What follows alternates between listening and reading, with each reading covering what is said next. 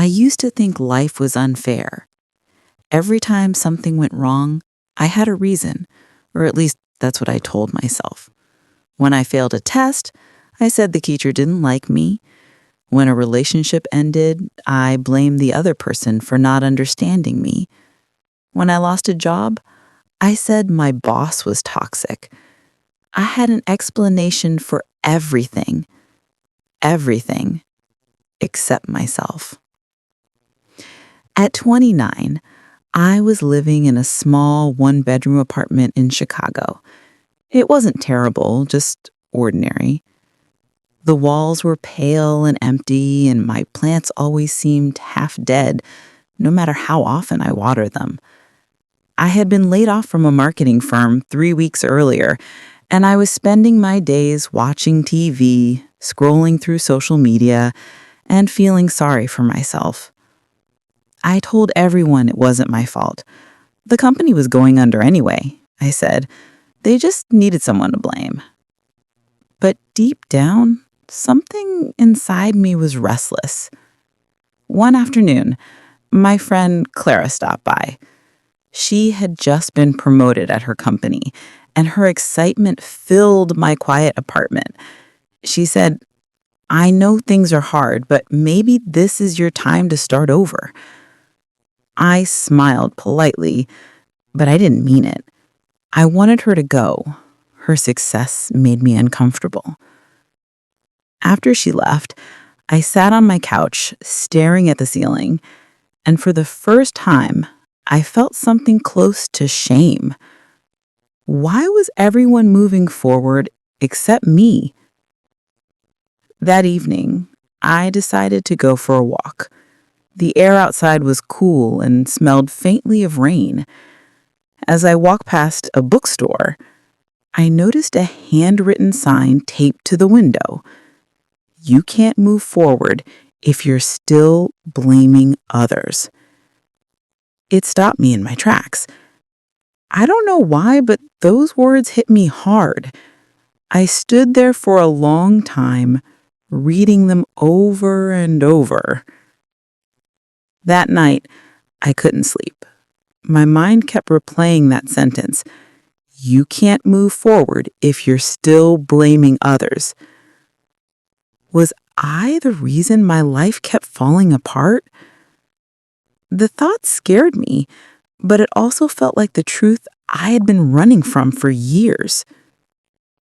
The next morning, I woke up earlier than usual. I made coffee, sat at my kitchen table, and opened my notebook. I wrote one question at the top of the page. Why am I unhappy? At first, I wrote the usual things. My boss didn't like me.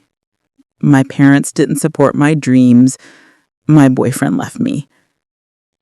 Then I stopped. I looked at the list, and something inside me shifted.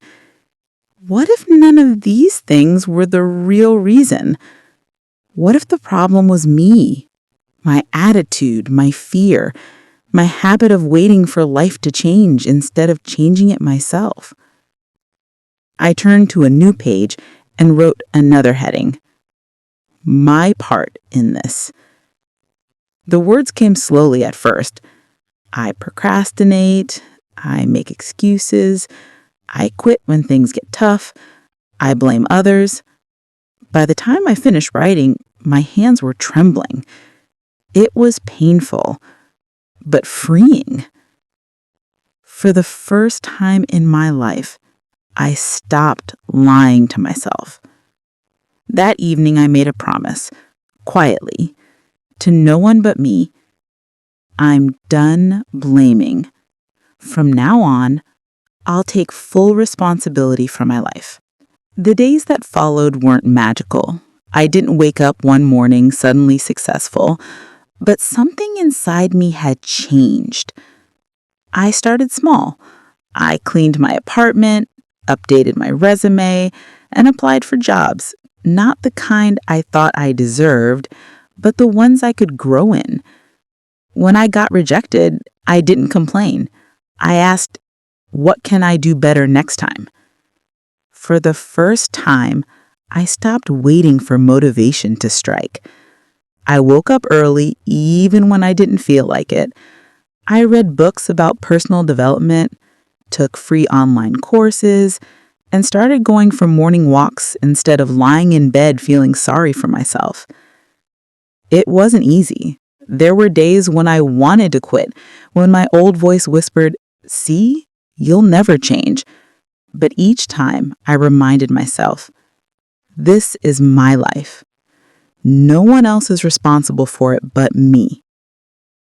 One afternoon, after weeks of job hunting, I got an email from a small digital agency downtown. They wanted to interview me for a junior position. It wasn't glamorous, but it was something.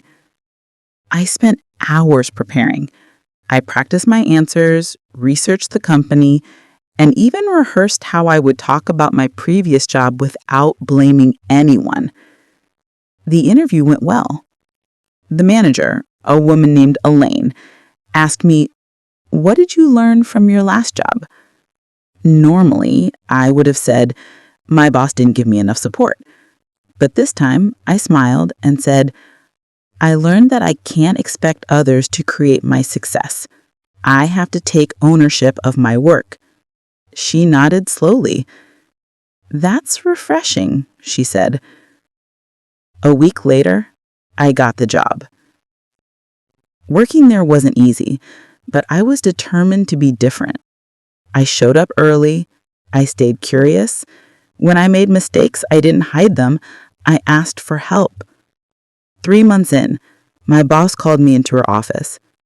"You're doing well. Your initiative is impressive. Keep it up." Those words felt like sunlight after years of darkness. That night, I walked home smiling. It wasn't just about the job. It was about me. For the first time, I felt capable. I had stopped blaming, and my life was finally moving forward. A few months later, I visited that same bookstore. The handwritten sign was gone, but the message was etched in my heart. When I got home, I looked at myself in the mirror. I thought about the old me, the one who waited for people to change, for circumstances to get better, for luck to show up.